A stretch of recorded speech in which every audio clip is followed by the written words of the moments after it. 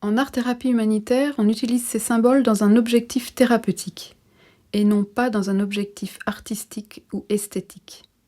Ça surprend souvent, car beaucoup de personnes ont l'habitude de chercher le beau à travers les dessins, et d'encourager les enfants en disant « c'est beau, c'est bien, on va l'accrocher » ou « tu pourrais l'offrir à quelqu'un ». Évidemment, c'est très bien d'encourager les enfants, mais là, on va d'abord considérer l'histoire qui se raconte dans le dessin au moyen des symboles. Et puis, on va proposer des prolongements en s'appuyant sur des symboles thérapeutiques. Le cœur est l'un de ces grands symboles. L'énergie d'amour se trouve en chaque être humain, parfois bien cachée ou laissée à l'état embryonnaire, parfois rayonnante et bienfaisante. Enfin, de toute façon, elle est là. Elle est même le constituant essentiel de l'être humain. L'amour est une force, et quand on la développe, la vie change. Einstein écrivait « L'amour est lumière, il éclaire ceux qui le donnent et le reçoivent.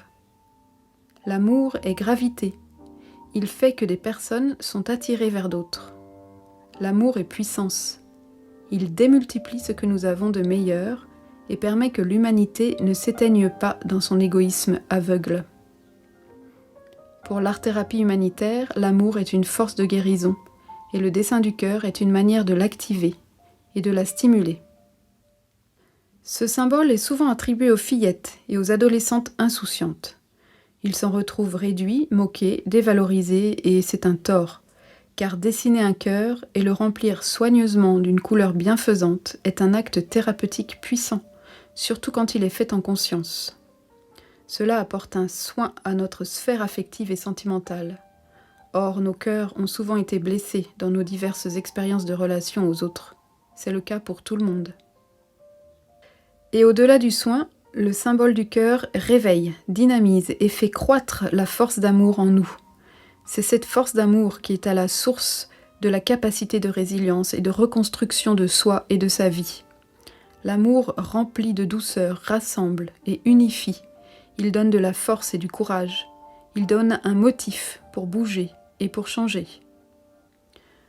Quand on propose de dessiner un cœur, certaines personnes, plutôt des adultes, dessinent le muscle cardiaque, et d'autres ne savent pas comment faire. Certains n'arrivent pas à le remplir de couleurs, puis quand ils essaient, ils ont envie de déchirer la feuille ou d'agresser le cœur. D'autres encore vont le couvrir de nombreuses couches qui le feront ressembler à un oignon avec toutes ses protections. Et d'autres le représenteront brisé, blessé, voire transpercé.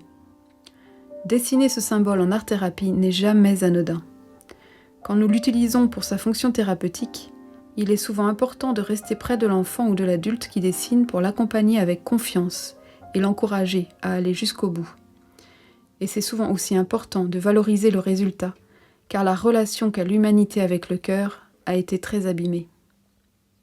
Souvent, le cœur apparaît dans les fresques finales et c'est comme une fête. Les enfants en ajoutent partout et on sent bien le mouvement de joie que ça crée. En fin de parcours, les dessins de cœur apportent le sourire, la joie de vivre, l'espoir et le réconfort.